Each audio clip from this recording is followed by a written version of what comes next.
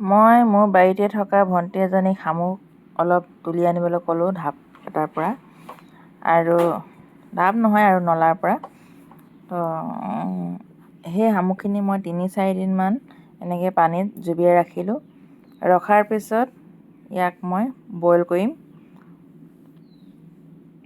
শামুকখিনি আধা ঘণ্টামান মই বইল কৰিলোঁ। বইল কৰাৰ পিছত এতিয়া চফা কৰিবলৈ দিছোঁ সিহঁতক। বইল কৰিলে মানে শামুকটো প্ৰায় সিজিয়ে যায় আৰু। এতিয়া এইখিনি চফা কৰি থকা হৈছে। ইমান সহজভাৱে চফা কৰিছে চাওকচোন, কোনো কষ্ট নাই। আগৰ দিনৰ মানুহে প্ৰায় শামুক খাইছিলে, আৰু সেইবাবেই নেকি আজিও কিছুমান মানুহে, যিবোৰ আগৰ দিনৰ বুঢ়া বুঢ়ী আছে, 80-90 বছৰতো চশমা নোহোৱাকৈ সিহঁতে কিতাপ পঢ়িব পাৰে, দূৰৰ বস্তু দেখে। কিন্তু এতিয়া আমাৰ একদম সৰুৰ পৰাই চশমাৰ প্ৰয়োজন হয়। শামুক খাই মোৰ পিছে ভালেই লাগে। আপোনালোকৰ বাৰু কেনে লাগে জনাবচোন। মই খুব ভাল পাওঁ শামুক। শামুকখিনি এতিয়া গুচাই থকা হৈছে।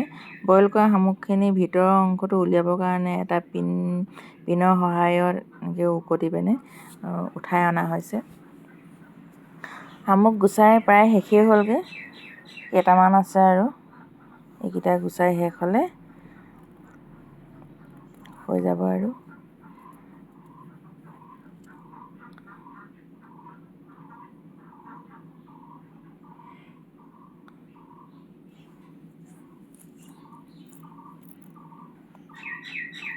শামুক কেইবাবিধৰ আছে খাবৰ কাৰণে। কিছুমান দীঘলীয়া টাইপৰ, আৰু কিছুমান কি বুলি ক'ম বাৰু এতিয়া, দেখিছে কি বুলি কয় মই নাজানো বাৰু ভালকৈ এইটো।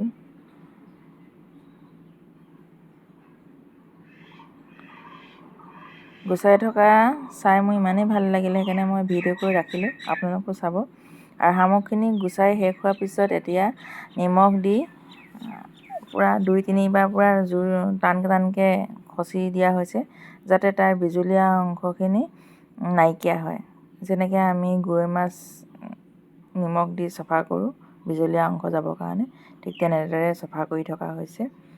এয়া 3বাৰমান চফা কৰা হ'ল।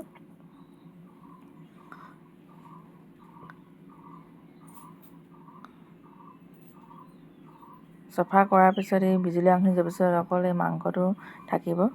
আৰু এই চফা কৰাৰ পিছত নিমখ দি চফা কৰাৰ পিছত এতিয়া পানী দি আমি ধুই দিছোঁ।